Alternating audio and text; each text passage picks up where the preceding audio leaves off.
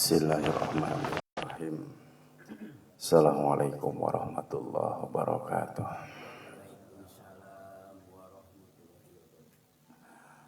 Alhamdulillahirabbil alamin.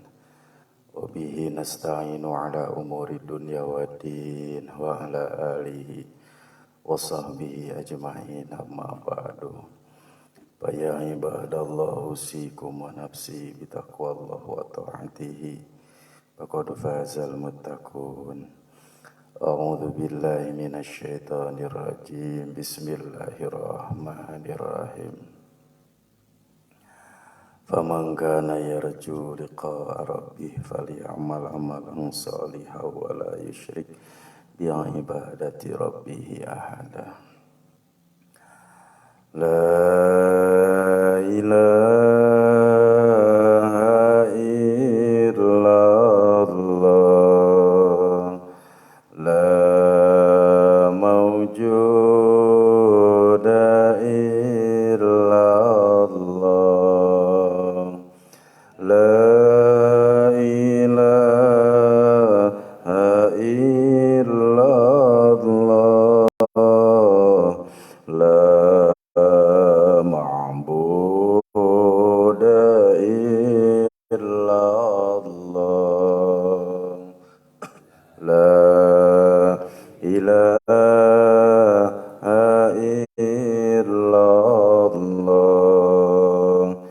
la maqsuda illallah,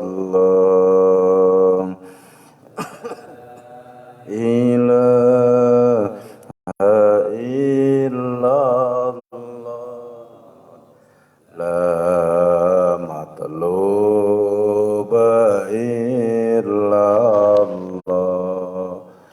Bismillahi tawakkaltu ala Allah, la hawla wa la quwwata illa billahil aliyyil azim. Astaghfirullah, astaghfirullah, astaghfirullah, astaghfirullah wa atubu ilaih. Al-Fatihah. A'udzu billahi minasy syaithanir rajim. Bismillahirrahmanirrahim. Alhamdulillahi rabbil alamin, arrahmanir rahim, maliki yaumiddin. Iyyaka na'budu wa iyyaka nasta'in, ihdinas siratal mustaqim, siratal ladzina an'amta 'alaihim ghairil maghdubi 'alaihim waladdallin. Summa ila jami'il kubur minal muslimin wal muslimat wal mu'minin wal mu'minat min masyariqil ardi ila magharibiha barya wa bariha, khususan abana wa ummahatana wa jadadana wa jaddatana wa masyayikhana wa masyayikhana wa satidatana wa satidatana wa liman istamana hauna bisababi wa li ajli Allahumma gfir lahum warhamhum wa'afihim wa'afu anhum wa akrim nuzulahum wa wasi' madkhalahum wa adkhilhumul jannah.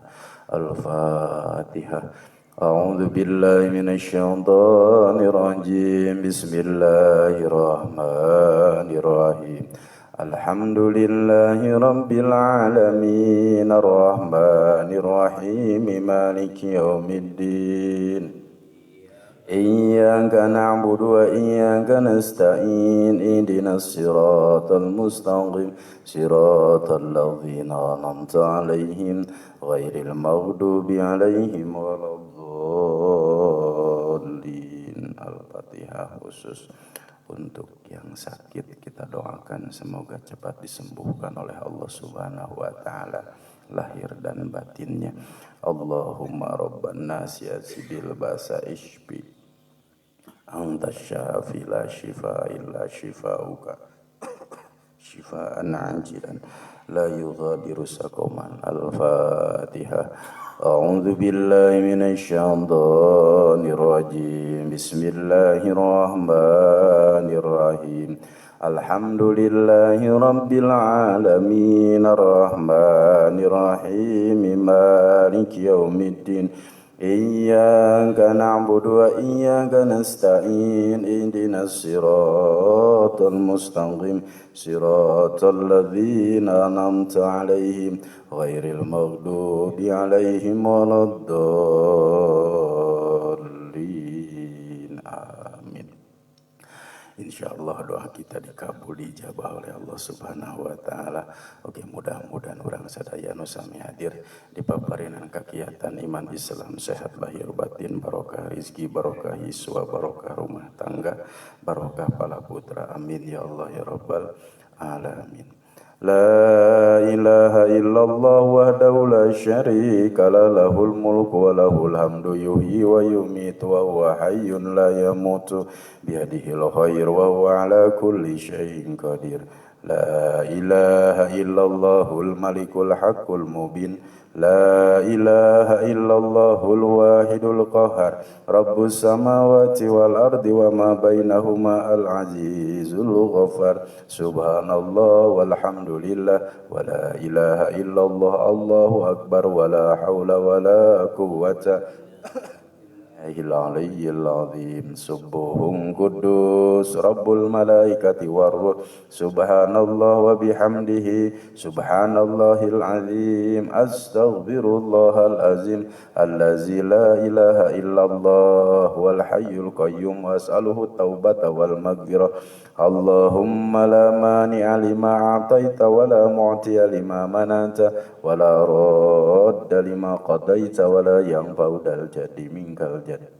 Allahumma salli ala sayyidina Muhammad wa ala ali sayyidina Muhammad wa sahbihi wa sallim. Bismillahilladzi la yadurru ma'asmihi syai'un bil ardi wa la bis samai wa huwas samiul alim. Bismillahirrahmanirrahim. Qala al-musannif wa mu'allif rahimahullahu nafa'ana bihi fid dharain. Rabbi zidni ilman warzuqni fahman. Allahumma aftah lana hikmataka wa anshur alaina rahmataka ya dzal jalali wal ikram. Kita lanjutkan bahasan menginjak judul baru, Faslun bi bayanil a'yanin najisati.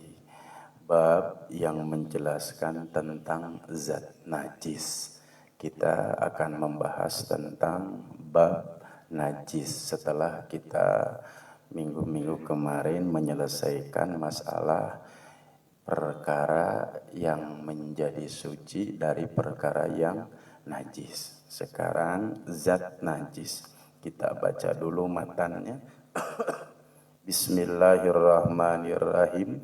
An-najasatu salasun. Najis itu ada 3. Mughalladhatun, 1 najis mughallazah. Mughalladah itu artinya berat.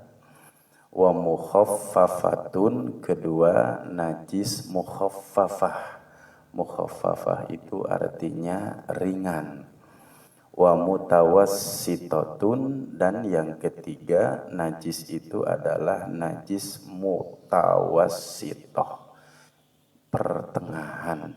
Jadi ada najis mughalladah, najis mukhaffafah, najis mutawassitah. Al-mughalladatu, adapun najis mughalladah, najasatul kalbi, yaitu najis kalbi. Kalbi sudah tahu kan Pak kalbi ya, nggak usah diterjemahkan lah. Kalbi. Wal khinzir, dan khinzir. Jadi najis berat itu kategorinya hanya 2. 1 najis kalbi, 2 najis khinzir. Ada yang belum tahu kalbi Pak?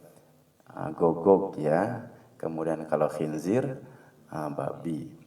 Wa far'i ahadihima, dan peranakan dari salah satu kedua binatang tersebut.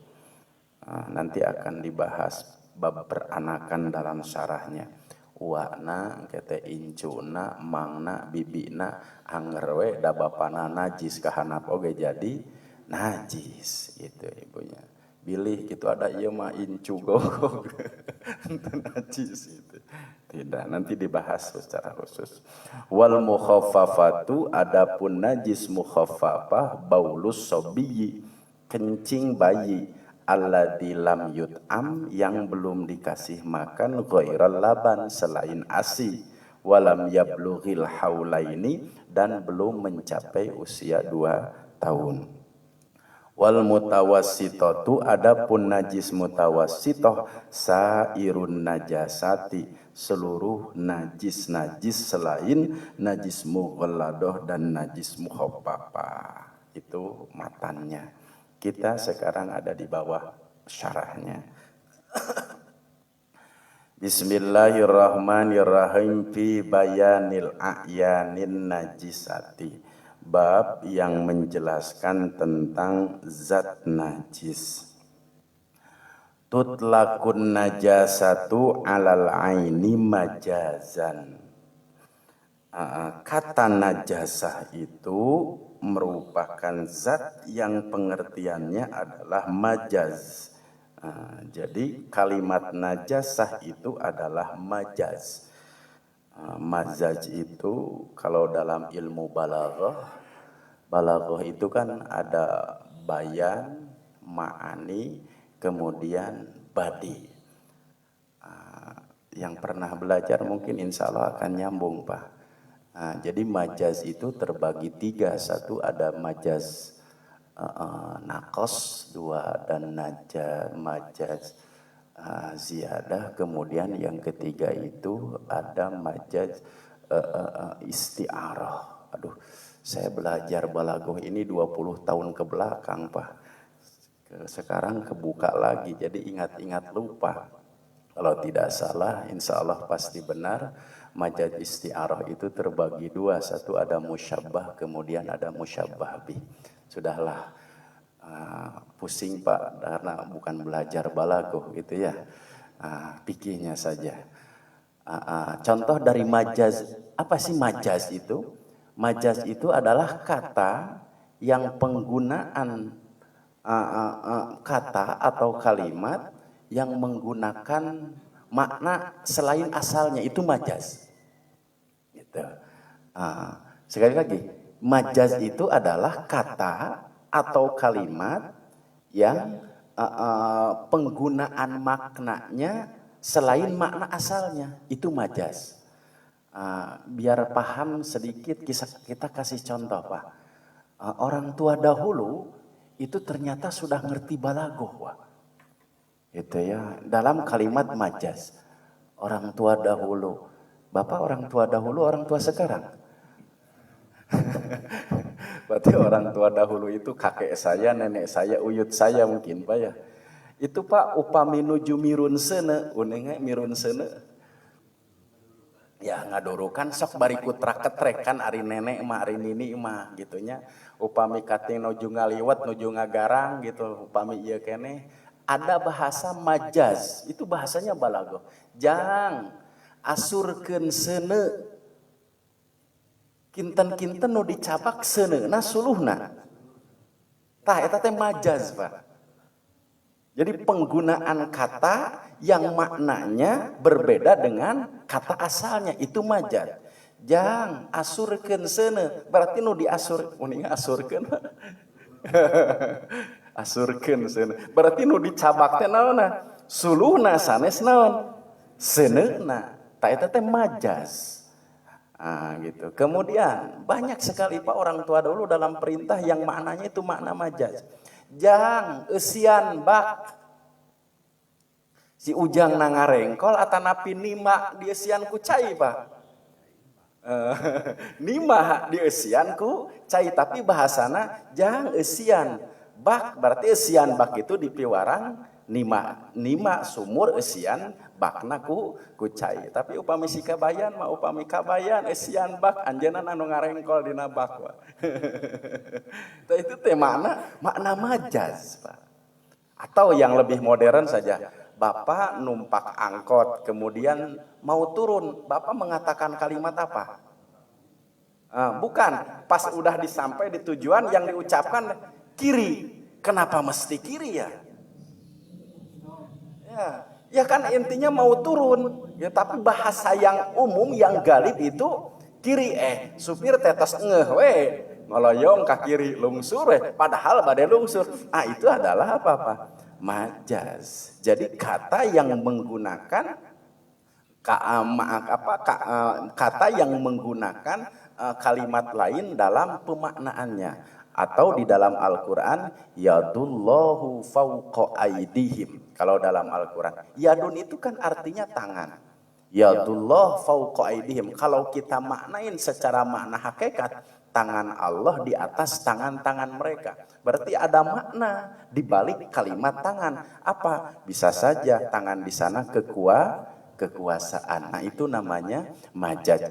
Kalimat najasah itu adalah zat dari majaz. Nah, itu pala sekilas tentang ilmu balaghah. Karena memang bagian-bagian keilmuan itu harus diperdalami, di antaranya adalah ada ilmu balaghah, bayani, gitu ya, kemudian bayan, kemudian badi.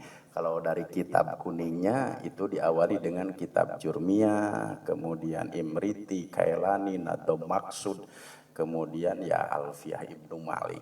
Itu kalau bagian-bagian keilmuan yang harus diperdalam dalam pengkajian bahasa Arab.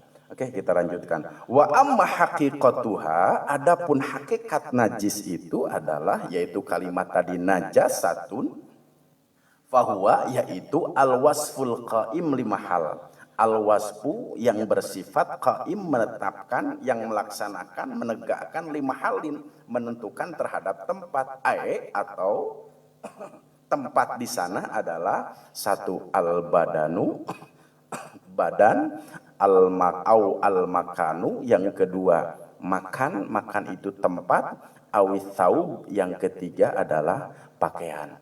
Berarti hakikat najis itu satu yang meletak pada badan, kedua yang meletak pada tempat, ketiga yang meletak pada pakaian.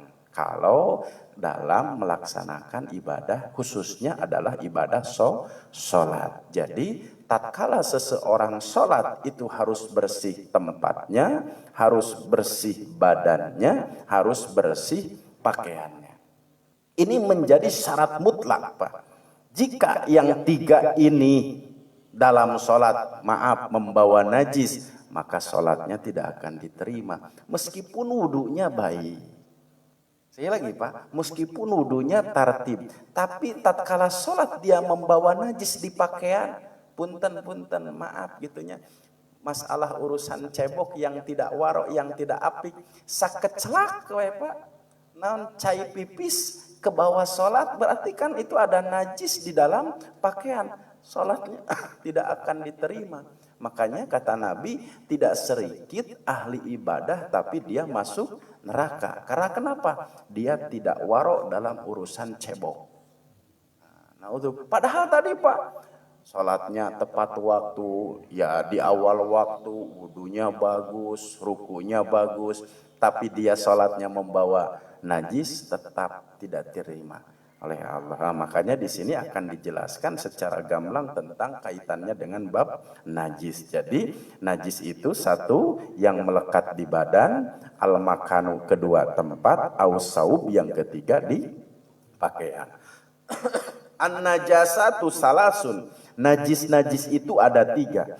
Bil aqsamil mutarattabati ala hukmiha wa ghusliha. Menurut hukum urutannya, tadi sudah disebutkan, hukum urutannya itu ada najis mughalladah, kemudian mukhaffafah, mutawassithah, wa ghusliha. Dan di sini akan dibahas tentang bagaimana cara mensucikannya atau membersihkannya. Ahaduha, pertama mughalladatun, musyaddidun fi hukmiha, yaitu najis yang kategori secara hukum adalah najis berat. Wasaniha, yang kedua mukhaffafatun, najis mukhaffafah, bidzalika aidan, dalam hal itu juga kaitannya dalam hal najis. Wasalisuha, dan yang ketiga mutawassitatun, najis mutawassithah, bainal mughalladati wal mukhaffafati bidzalika aidan. Najis mutawassithah itu yang ketiga adalah antara najis mughalladah dan mukhaffafah. Sekarang kita bahas satu-satu. Al-mughalladatu, adapun najis mughalladah, tadi disebut najis mughalladah itu adalah najis berat. Najasatul kalbi, yaitu najis kalbi, najis gogo. Wa ghusliha, tentu Bapak sendiri sudah tahu bagaimana cara membersihkan najis mughalladah, yaitu dengan 7 kali basuhan. Ya, salah satunya dengan tanah. Itu kalau najis mughalladah. Kita lanjutkan. Kemudian kalau najis mukhaffafah itu najis ringan. Tadi disebutkan kencingnya anak kecil itu hanya cukup dengan memercikan air gitu. Kemudian yang ketiga najis mutawassithah, itu cara membersihkannya cukup hilang zat ainnya saja terhadap najis tersebut. Najasatul kalbi, najis mughalladah itu adalah najis kalbi walau mu'allaman, meskipun kalbi tersebut kalbi yang terlatih, Pak. Kan ada apa ya, kalbi-kalbi gogok-gogok yang terlatih untuk melacak, kemudian untuk berburu. Meskipun itu terlatih, tetap kedudukannya kalbi tersebut adalah najis mughalladah gitu. Wal khinzir, dan yang termasuk kategori najis mughalladah itu adalah khinzir, babi, li'annahu, sebab khinzir tersebut akbahu halan minal kalbi, kedudukannya itu lebih buruk minal kalbi dibanding kalbi. Jadi kedudukan khinzir itu lebih buruk dibanding dengan kalbi. Jadi kalau dikategorikan gitu Pak, buruk mana antara kalbi dengan khinzir? Ya, buruk khinzir dibanding dengan kalbi. Karena kenapa? Ya kalbi ini ada sedikit manfaatnya Pak. Kalau kalbi, apa diantaranya? Dulu kalau binatang-binatang yang di tengah hutan itu kan disimpan Pak ya. Kemudian disimpan apa? Seekor kalbi. Dan boleh mengukut kalbi itu hanya sebatas untuk itu saja Pak. Bagaimana kalau di rumah? La yadkhulul malaikah fihi suratun au kalbun. Jantan upami ngingu kalbi buat apa kalau bukan untuk memelihara apa hewan-hewan ternak. Tapi kalau untuk di rumah menjaga apa? Gitu Pak ya. Karena kata Nabi tidak akan masuk malaikat rahmat ke dalam satu rumah yang di dalamnya ada kalbi gitunya. Baik kalbi itu adalah kalbi berbagai macam jenis kan sekarang Pak, kalbi itu ya.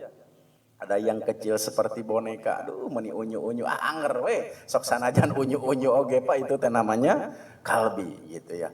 Jadi baik terlatih ataupun tidak, itu tetap kategori najisnya adalah najis mughalladah gitu. Idla yahillu iqtina'uhu bihali ma'imkanil intifa'i bihi bihnahwil hamli alaihi. Idla yahillu, tidak dibenarkan, tidak dihalalkan iqtina'uhu apa-apa memelihara khinzir. Jadi tidak dibenarkan untuk memelihara ngingu gitu Pak ya. Ngingu khinzir bihalin, apapun keadaannya. Ma'imkanil intifa'i, meskipun memungkinkan ada manfaat dari khinzir tersebut. Nah, ini yang dibahas adalah khinzir. Jadi tidak dibenarkan untuk memelihara kalbi meskipun ada kemungkinan untuk mengambil manfaat. Binahwil hamli alaihi. Contoh, khinzir ini dijadikan sebagai alat tunggangan atau alat untuk menarik alat yang lain, itu tetap tidak dibenarkan gitu ya. Apa Pak? Memelihara khinzir. Fakharajatil hasyarat, tentu ada pengecualian selain kalimat khinzir untuk dipelihara. Al hasyarat di sini Pak. Hasyarat itu apa? Wahia, yaitu sagharu dawabil ardi. Sagharu kecil, dawabul ardi, binatang-binatang tanah. Bagaimana kedudukannya dengan binatang-binatang tanah? Apakah boleh dipelihara? Binatang-binatang tanah yang kecil, contoh apa Pak? Berit, apalagi Pak? Jangkrik, cacing gitu Pak. Boleh nggak Pak dipelihara?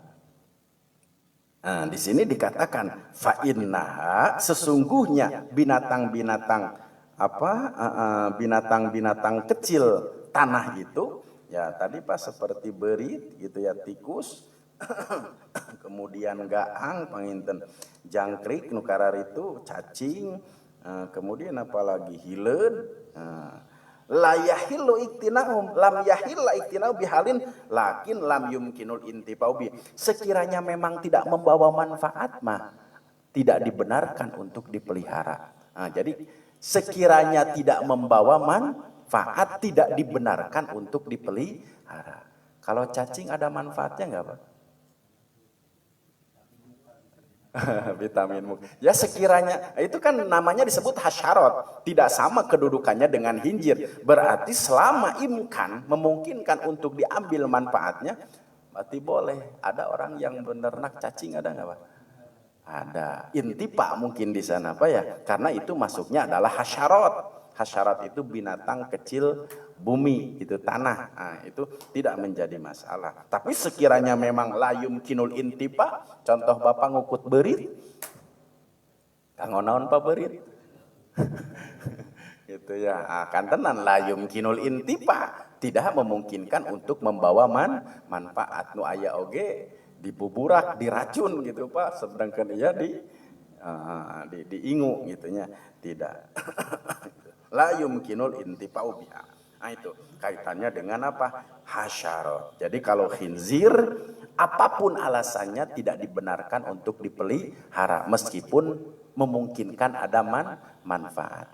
Ada nggak Pak yang memelihara babi? Ya mungkin ya, kalau di lingkungan kita sih tidak ada Pak ya.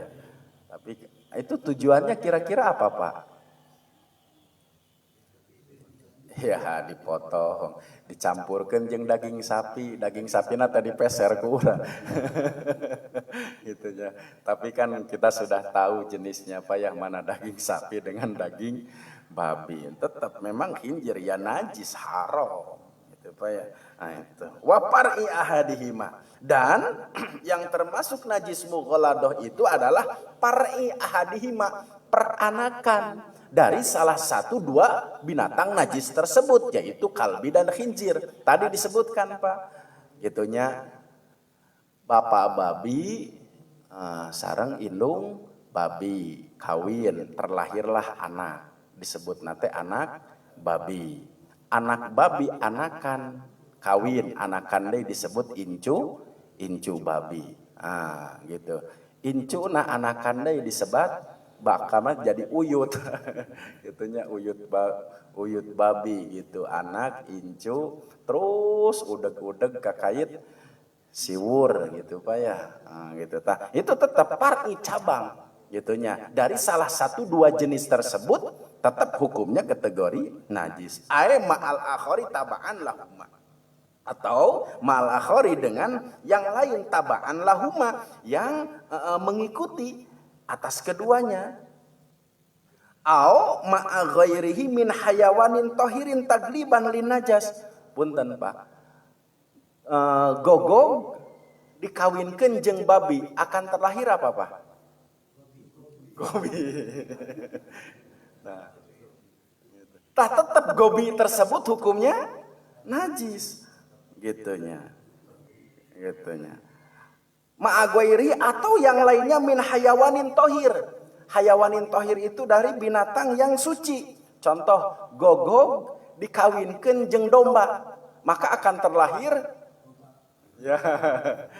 Maka yang terlahir itu tetap hukumnya najis karena zatnya berasal najis. Gitu Pak ya. Tagliban lin najas. Janten upami gogog dikawinkeun dengan sato yang sifat dagingnya halal, maka kedudukan peranakannya tetap menjadi cabang dari gogog tersebut, maka hukumnya kategorinya tetap najis. Ya najis ya haram gitu. Berarti di sini kan kategorinya tadi najis mughaladah Pak ya. Berarti kaitannya dengan najis mughaladah adalah bagaimana cara membersihkannya. Jika itu nanti ada pada tempat sholat kita, ada pada pakaian sholat kita, ada pada badan yang dipakai untuk sholat. Kaitannya hanya itu saja sebetulnya hukum fikih. Karena kenapa? Kaitan tempat badan dan kaitannya badan, tempat dan pakaian itu tatkala kita melakukan ibadah yang sifatnya sholat. Tapi kalau saum gimana Pak? Bapak nuju saum, Bapak ngucek-ngucek di kotok, batal tidak apa sholatnya? Ya maksud ngucek-ngucek di kotok dengan wadahan gitu. Wadahan di kotok kan tidak batal. Karena kenapa? Kaitannya ibadah yang sifatnya makanya disebut tadi majaz Pak. Ya, kalimat najasa itu disebut adalah majaz, kata yang penggunaan maknanya bukan pada kalimat asalnya. Contoh, Bapak nuju zakat gitunya. Ai najat teh nuju zakat gitu, pas ijab kabul zakat teh. Naon teh aya najis gitu dinaraksukan. Ateu batal ai zakatna mah. Gitu ya, meskipun waktu zakat membawa najis. Contoh gitu Pak, Bapak bade masihkeun zakat fitrah, ngompol heula gitunya, ucerat-acret kana naon. Nya kana pakaian langsung Bapak ijab kabul, sah tidak Pak zakatnya? Ya sah-sah saja. Jadi tidak semua kaitannya dengan praktek ibadah ya harus bersih tempat, kemudian badan dan pakaian. Ini letaknya tadi kenapa disebut majaz, berarti pada praktek sholat gitu, yang memang diantara yang membatalkan sholat itu adalah terkena najis gitu Pak ya. Nah itu wapari ahidima, cabang dari keduanya. Jadi peranakan yang dihasilkan dari yang najis dengan yang najis, atau peranakan yang dihasilkan dari yang najis dengan yang tidak najis, maka anaknya itu tetap akan menjadi najis. Li'annal far'a, karena sesungguhnya cabang peranakan itu yatba'u akhasul aslain, mengikuti buruknya dua asal fin najasati dalam najis. Wa tahrimidz dzabihati, haram dzabihah untuk disembelih, haram menyembelihnya.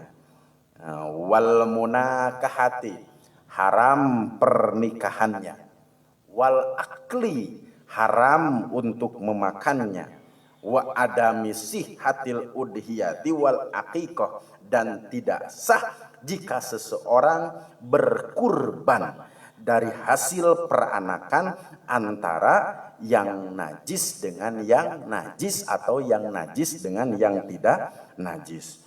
Bapak badai kurban, efek tanya anak babi itunya tidak sah gitunya. Badai kurban nu ditungtuna teh gogo gitunya, tidak sah kurban dengan babi meskipun dagingna lintuh gitu Pak ya.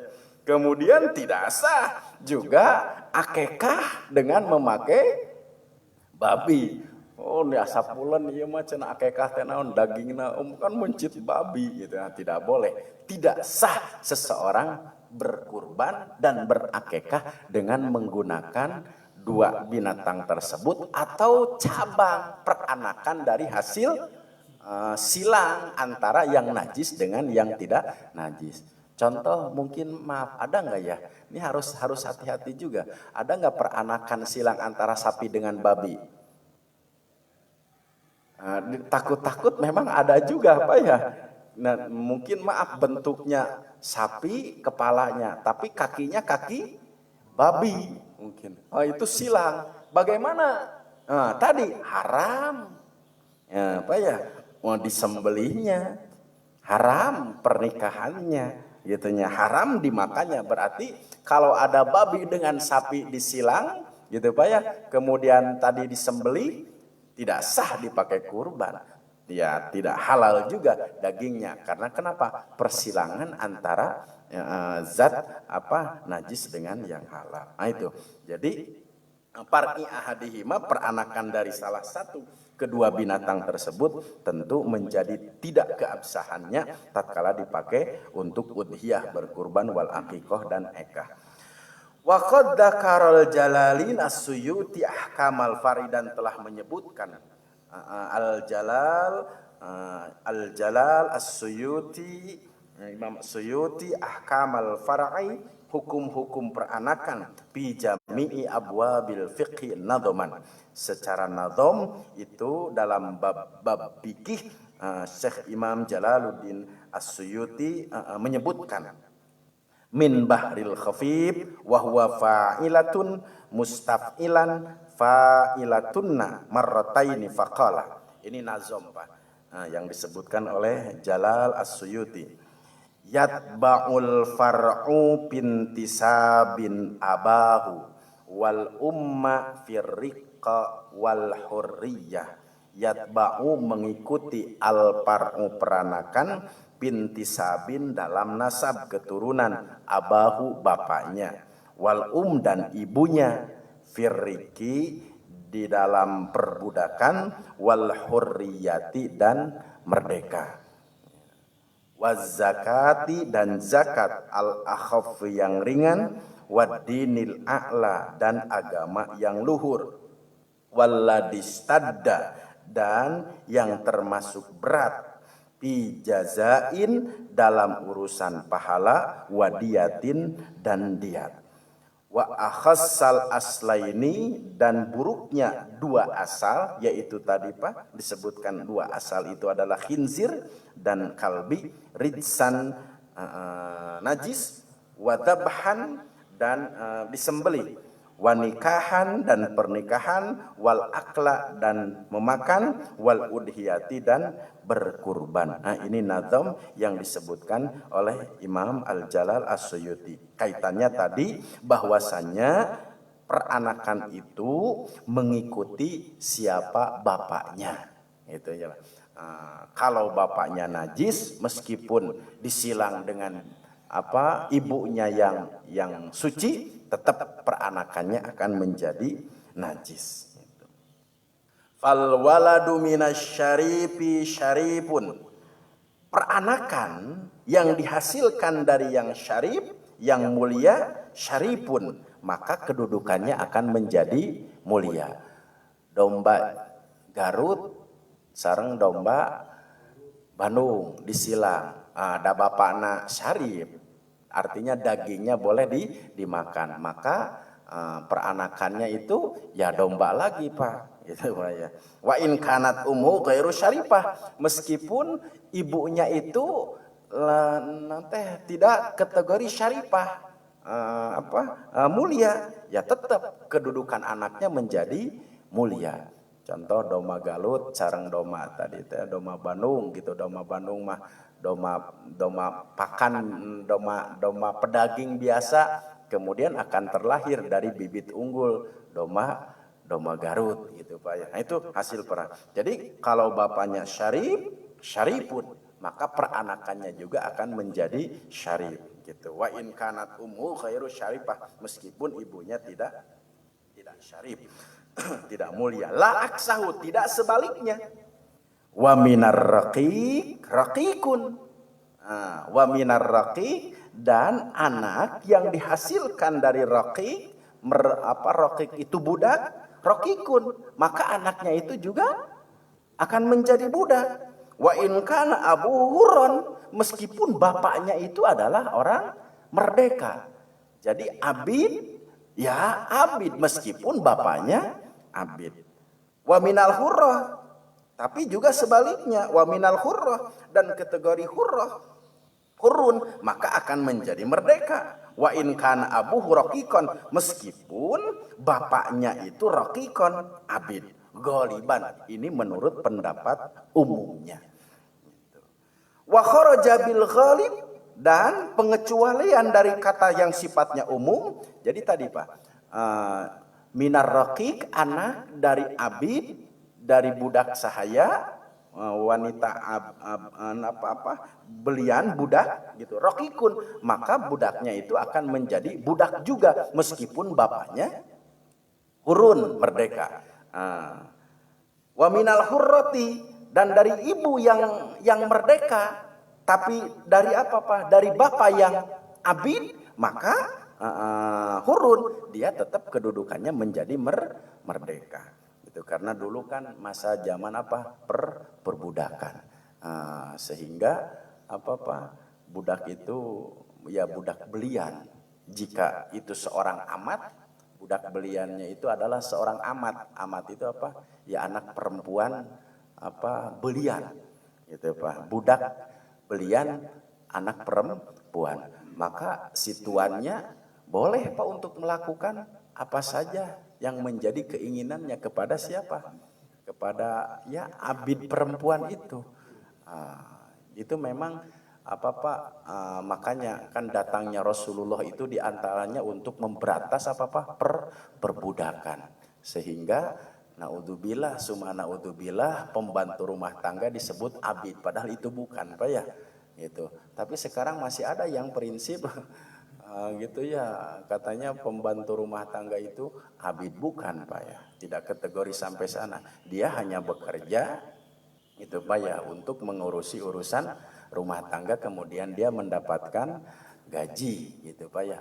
Itu tidak dikategori abid. Nah, disebut abid di sini adalah dulu memang pada masanya adalah budak belian. Jadi jika budak belian itu adalah seorang perempuan, maka tuannya berhak untuk apa Pak? Ya melakukan apa saja yang ia inginkan terhadap abidnya. Nah, jadi nanti akan terlahirlah peranakan dari seorang bapak yang merdeka dengan ibu yang dengan seorang ibu apa? Ya, dengan seorang ibu yang abid, maka tetap kedudukannya wa minar raqiqi raqiqun wa in kana abuhu huron. Itu Pak ya. Ya ibunya budak meskipun dari bapaknya apa yang huron, tetap maka peranakannya itu adalah seorang abid juga gitu Pak. Itu ghaliban, ini menurut kalimat secara umum. Wa kharaja bil ghalib, oh ini masih panjang juga biar ini bahasanya. Pengecualian dari kata umum ini adalah, atau ada dulu yang ditanyakan Pak? Waktunya nih sudah ini. Ya. Apa? Oh, berarti di sini bukan hubungannya dengan najis. Jadi peranakan yang dihasilkan, apakah dia seorang abid atau dia seorang merdeka, gitu. Jadi maaf. Jadi kan abid dengan abid, budak, bapaknya budak, istrina budak, maka terlahir budak. Artinya apa? Ya masih kategori hina gitu Pak, bukan hur. Hur itu apa? Merdeka. Ini kan menyangkut bahasan yang lain tentang bab peranakan.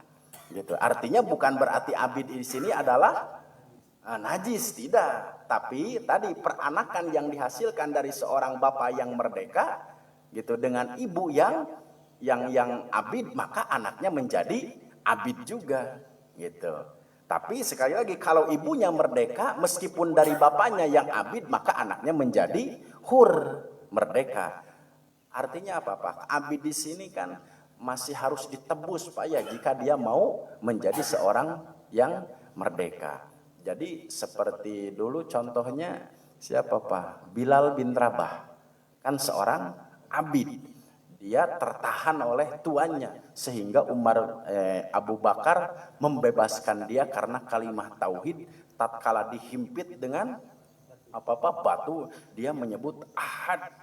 Ahad, ayo katakan, cek Tuhan itu, lata uzza, la tidak, ahad, ahad, ahad.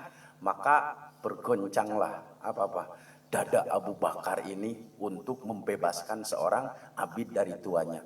Ternyata tuannya ini minta berapa Pak? 100 onta. Allahu Akbar, coba bayangkan 100 onta, kalau satu onta berapa harganya? Kalau 100, wah luar biasa sekali Pak. Tapi rela Abu Bakar untuk apa Pak? Memerdekakan seorang abid yang dalam siksaan. Dalam arti bukan disiksa, tapi tatkala disiksa dia mengatakan apa Pak? Ahad, Allahnya itu yang berharga bagi siapa? Bagi Abu Bakar. Maka merdekalah dengan ditebus 100 unta. Oh, jadi seorang anak Pak tidak akan bisa dikatakan berbakti kepada orang tuanya jika dia minimal belum bisa memerdekakan seorang abid. Kalau tadi saja Abu Bakar memerdekakan seorang abid dengan berapa? 100 ekor unta, wah kita nih tidak akan bisa membalas jasa kedua orang tua jika kategori harus membebaskan seorang abid. Karena kenapa? Kesanggupan harganya harus mengikuti siapa kemauan yang menjadi tuannya. Nah itu. Jadi kalau dengan harga 5 miliar, ya wayahna silahkan. Gitu. Kalaupun tidak ya jangan. Gitu. Maka kesanggupan Abu Bakar ini luar biasa. Padahal punten, Pak, maaf, Bilal bin Rabah ini dengen-dengen gitu. Uninga dengen-dengen, batur gitu. Karena punya Allah. Jadi dulur itu adalah yang sama-sama punya Allah gitu, yang punya iman kepada. Nah itu Pak. Jadi kaitannya bukan kaitannya peranakan manusia ini menjadi najis, bukan konteks pikirnya, tapi adalah peranakan yang dihasilkan apakah dia menjadi seorang abid atau menjadi seorang hur, orang yang merdeka. Alah. Gimana Pak nih? Waktunya sudah habis nih. Cirian saja Pak, cirian saja. Ya, sambung. Dadi wa kharaja. Nanti ada pengecualian bil ghalib yang menurut pendapat umum. Ada 4 di sini dikatakan. Kemudian nanti insya Allah selanjutnya.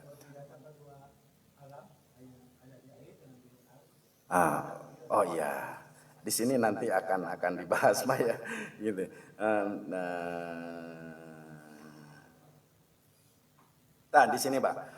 Wal mutawallad baina sodi, sebetulnya ini akan dibahas nanti setelahnya Pak, peranakan yang dihasilkan dari darat dan dari air gitu ya. Gitu di sini tadi sini wal mutawallad baina saidi barin wa hushi ma'kulun wa tajibu al fidyah gitunya. Tajibu al fidyah bagi orang yang sedang ihram kemudian membunuhnya wajib membayar fidyah dari binatang yang dihasilkan dari binatang liar di darat dan binatang liar di air gitu. Tapi kalau kedudukan binatangnya tetap jadi kategori asalnya Pak, asalnya najis tidak gitu. Yang di daratnya contoh punten anjing dipacak jeung lauk gitu Pak. Ada kira-kira anaknya bakal jadi naon ta Pak?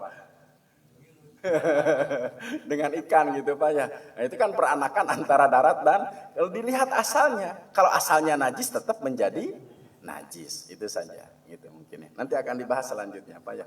Jawaban Bapak nanti minggu depan juga akan dibahas lagi. Ada lagi kira-kira Pak? Kan kadang-kadang kita sholat. Ya. Kemudian tengah-tengah sholat, wah, batal kentut. Ya. Kan wudhu lagi. Betul. Ikut sholat lagi. Tapi nyampe rumah ternyata ada najisnya gitu. Ya. Hasil dari kentut itu. Sholatnya diulang atau? Ya. Salatnya diulang atau kita lanjut saja. Al-yaqinu la yuzalu bisyakki. Jadi ada pan keilmuan yang disebutnya adalah usul fiqih. Al-yaqinu, keyakinan itu la yuzalu, tidak bisa dihilangkan bisyakki, dengan keraguan. Awal kita berangkat sholat semuanya sudah yakin terlepas dari najis. Kemudian setelah sholat kelihatan ada najis, sudah yakin saja. Tapi kalaupun toh Bapak ada keraguan nih, maka akan mendapat 2 pahala. Jadi milihnya mending 2 pahala, mending 1 pahala. Jadi kembali kepada ilmu yang kita miliki Pak ya. Kalaupun toh tidak mengulang kembali, tetap keyakinan tidak bisa dihilangkan dengan keraguan. Da ieu mah atuh lain bantrak-bantrak najisna oge gitu Pak ya.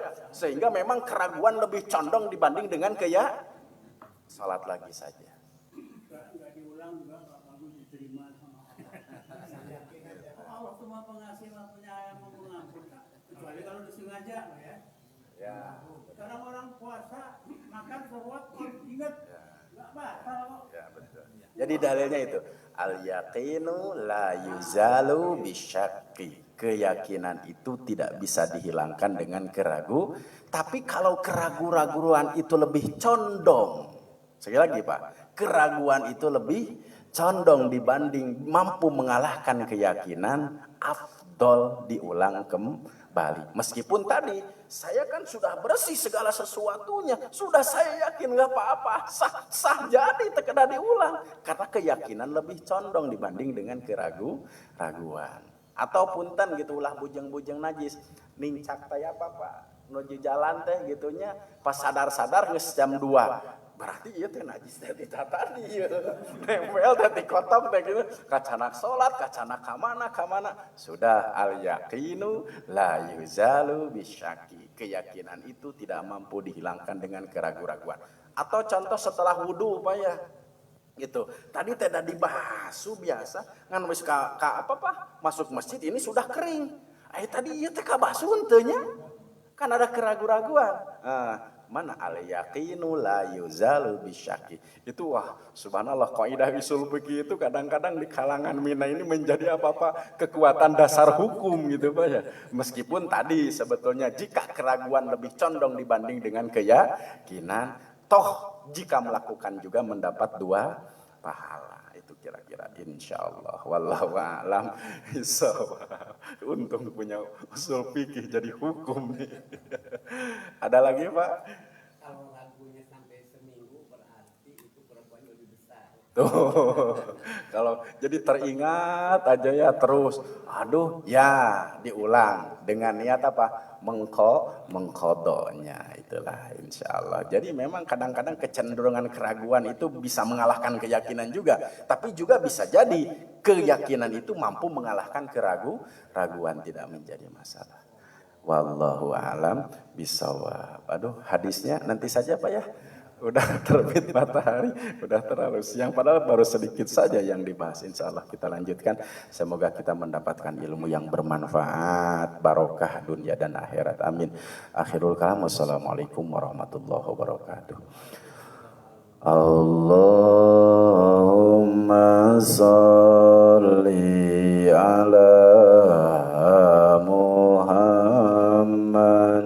ya Rabbi salli alaihi wasallim. Allahumma salli ala Muhammad ya Rabbi balighul wasilah. Subhanakallahumma wa bihamdika asyhadu an la ilaha illa anta astaghfiruka wa atubu ilaik. Alhamdulillah.